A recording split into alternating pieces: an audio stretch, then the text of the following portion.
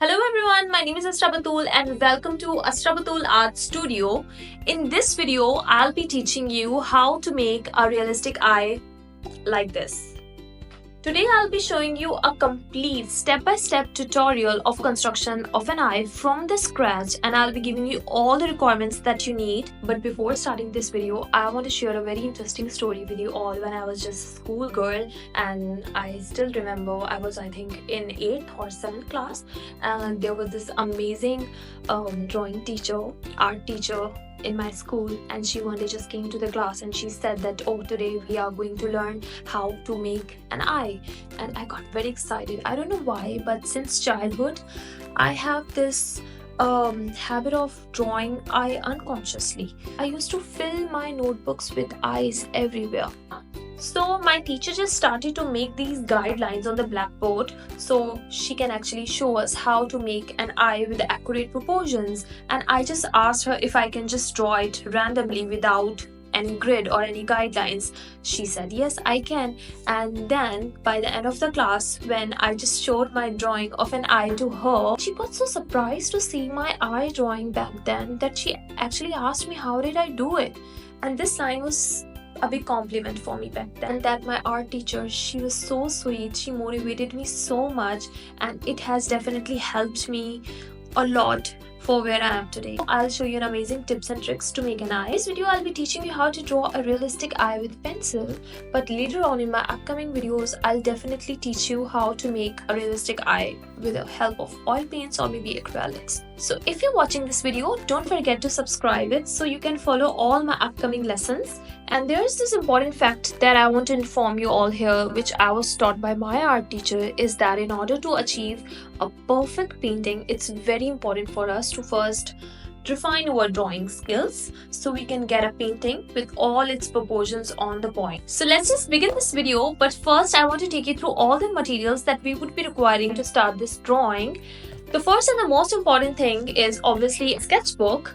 I have this sketchbook which I got from a nearby mart, but you can use any sketchbook that you already have. I have this one with the Canson sheets, but if you have any sketchbook with cartridge sheets or Canson sheets or even with the simple plain basic white papers, you can use that one too.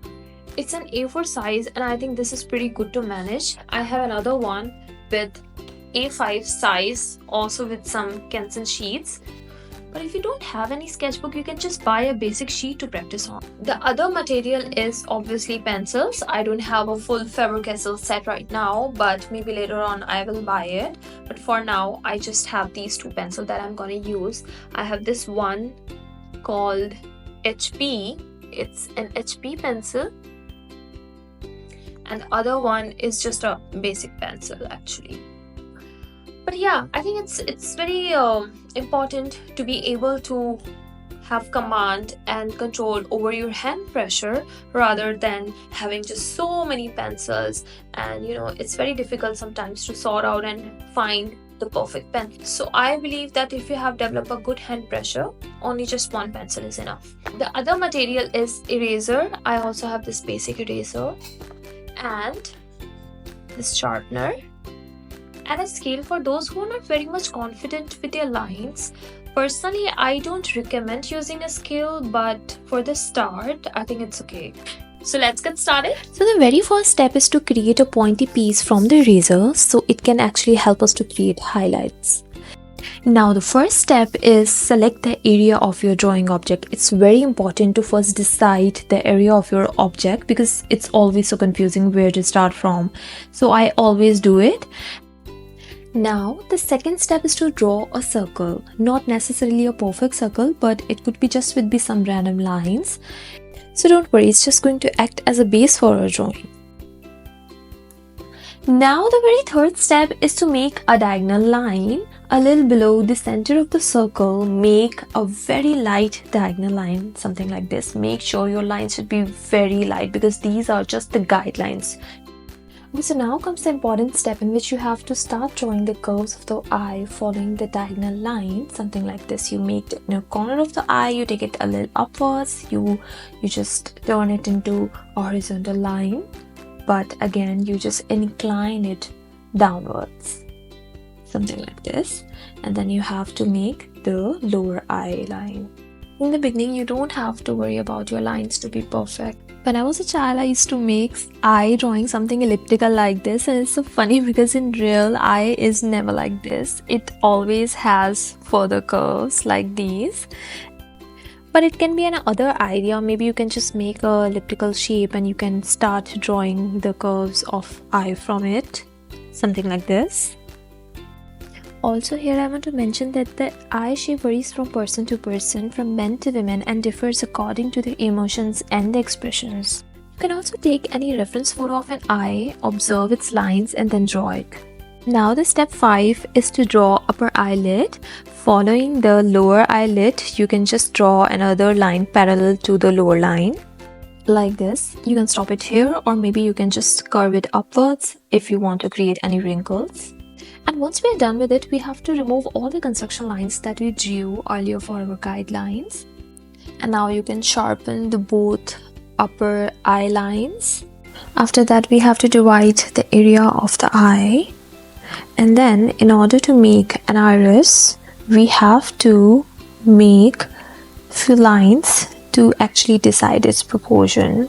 And then we will just divide this box kind of situation here into 4 equal pieces so we can get a perfect iris. I'll show you how. In this box, you have to draw first of all a middle line, something like this, and then you have to divide it into 4 equal pieces. You will draw further 2 lines, something like this. Now you get 4 boxes, and then taking the middle 2 lines, middle 2 boxes, you have to draw an iris, something like this. You draw the iris of the eye, and then you can darken the line of the iris, something like this. Now you have to draw a reflection for the 3D effect in the iris, something like this. You can choose any shape that you want. You have to just highlight it and darken its lines. And now in order to make a pupil, we will take the center of this circle, this iris, and then make another smaller circle, something like this. Let me share a fact with you here that in the dark, the size of the pupil actually increases. Yes. And in the brightness, the size of the pupil, it decreases. Something like this. But here we are making just a normal pupil. Something like this. Now again, we will remove all the construction lines. Now we will just redo the lines.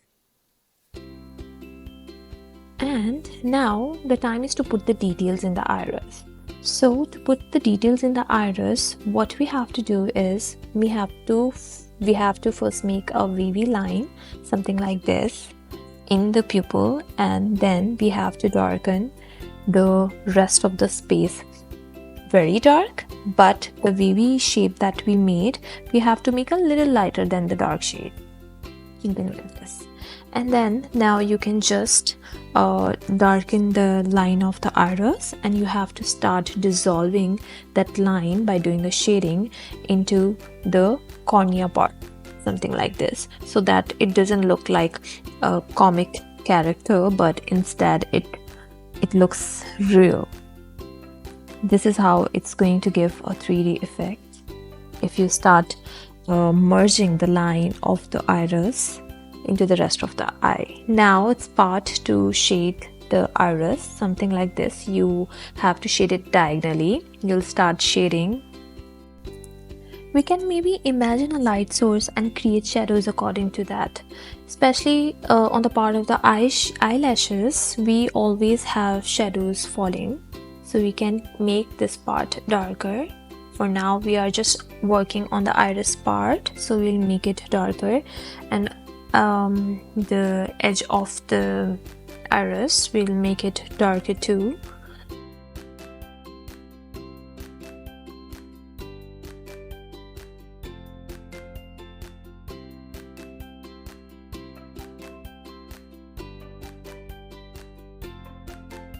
Now with the help of this pointy eraser, we will highlight the reflection that we made, something like this, and we will darken the edges, and we will also merge the reflection outer part into the rest of the iris.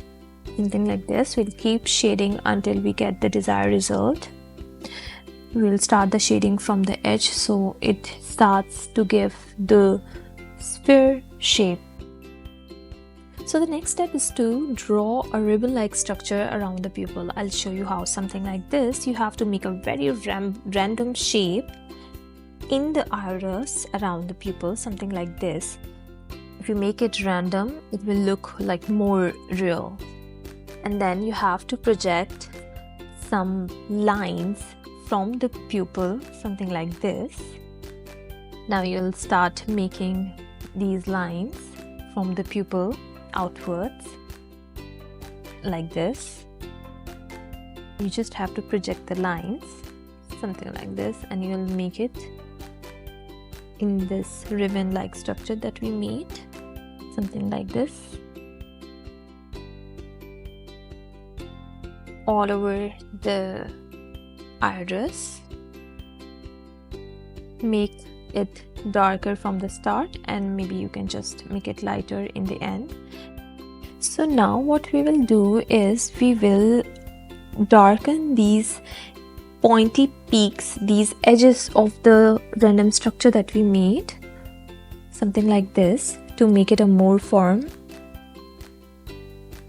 In this way we will darken all these peaks, these triangles, to make it more sharp. And now all the lines that we made, that we projected outside the pupil, we will make them darker too, a little darker from the start. So now what I'm doing is I am starting to make some very random shapes in the iris. We can make any random shapes we want, something like this, smaller, bigger, any shapes that we want. It will start giving it a realistic look, a very realistic look. Now from the line of the iris, the edge of the iris, we have to project further lines like this. You see, something like this. And now we will darken these lines. And now we'll start to highlight the shadows. We'll give the shadows under the eyelashes part. We will make some random intricate details. Now we'll start darkening the corners of the eye, something like this. And then we will work on this corner part. We'll make some shapes like this, again very random shapes. Nature has actually very random shapes in it, so you have to just make some random lines and just blend it. That's the key. So now we will darken the crease of the upper eye, something like this. We will blend it into the rest of the part. We will darken the lower eyelid. We'll start shading that part, and we will blend it to the rest of the background of the page. And we will also do some shading in the inside of the eye. And now we will start making the further wrinkles in the eye. The first wrinkle is going to be darker, the second one is going to be lighter than the first one. We just have to make some random lines, like, you know, zigzag lines like I am making here. You have to make a random, not straight line, but random lines, something like this. And then you have to just make a crisscross inside these wrinkles to give it like skin texture inside it, something like this, grid like this. You have to make this pattern inside these wrinkles to make it a real effect. So it's just going to be random shapes that are going to give birth to a realistic drawing. We will start shading the further parts of the eye. Now it's just shading. You just have to do shading.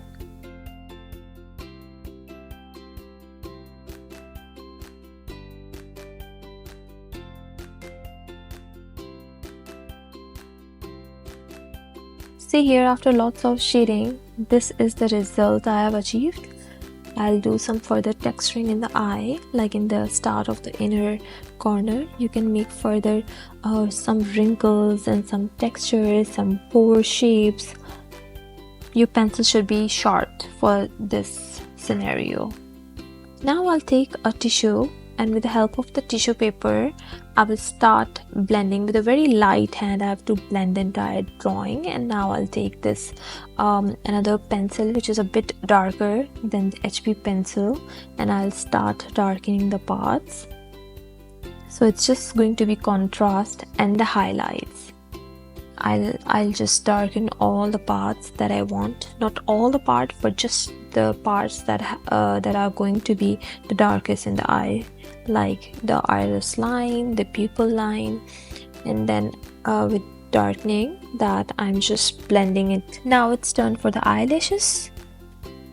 We'll start making the eyelashes to the eyelids. I'll teach you how. If this is the eye, then you have to make it like, so in the eye you can assume 3 directions. The first is the right one, then the straight one, and the left one. And in this way you can just start making J's, some curvy lines which are going to transform into the straight lines, and at the left part you have to just flip it in the smaller lash lines.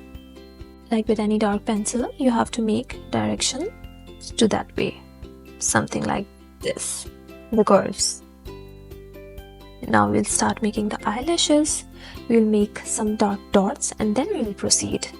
We will first divide the area into the right, the center and the left, and then we'll make the further eyelashes in between them, like this. You have to make all the eyelashes. The right ones are going to be bigger, the left ones near to the corner are obviously going to be very smaller than the right ones. That's how the nature works. Something like this we'll do, and we'll keep making the eyelashes. Depends on the density that we want to achieve. Now we'll make the lower eyelashes. In this part we'll leave the white part and then we'll start making, because there is a waterline in the eye, so we will leave the waterline part and we'll make eyelashes like this with these random patterns. You have to observe how these patterns are. We will create some shadows around the eyelashes, like it's the shadow falls below the lash line. This is how we will make a shadow, something like this.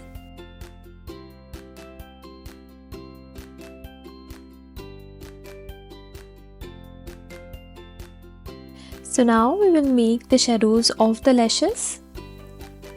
We will start following the shadow, something like this, for the upper lashes, and for the lower lashes too. We will make the reflection of the lashes over here. Now we will highlight the eye and we'll do the rest of the shading. Now it's just about creating highlights, and if you're satisfied with your eye, you can leave it at any point you want. But if you want to achieve more realistic results, you can keep adding the highlights. Now in the reflection part, we will create the shadow of the eyelashes, something like this. So to give it more real look, and also to the part of the cornea, we'll create shadows of the eyelashes, and on the lower part too, something like this. Now we will take any white paint that we have. Usually it's the gel pencil that we take, but since we are working with very budget friendly materials, so I just took this acrylic paint that I had and I just started to create highlights with it. I took the paint, I applied in the reflection part and in the lids to create some teary effects in the eye, because you know it's the eye part, it's like a jelly, so I created some watery effects to it. And I did some highlights in the iris part too, something like this. I kept adding on the highlights until I was satisfied with the results. So yeah, this is the final result, and it's just about shading. The more shading the more tonal qualities you'll create, the more realistic effect you'll get. And maybe in other video I'll explain you how to do shading. And the realism, it's also about the details, so you have to work on the details. You need to have patience to work on the intricate details. Thanks for watching my video. If you like it, so please subscribe it so you can get to see all the upcoming videos too. Bye.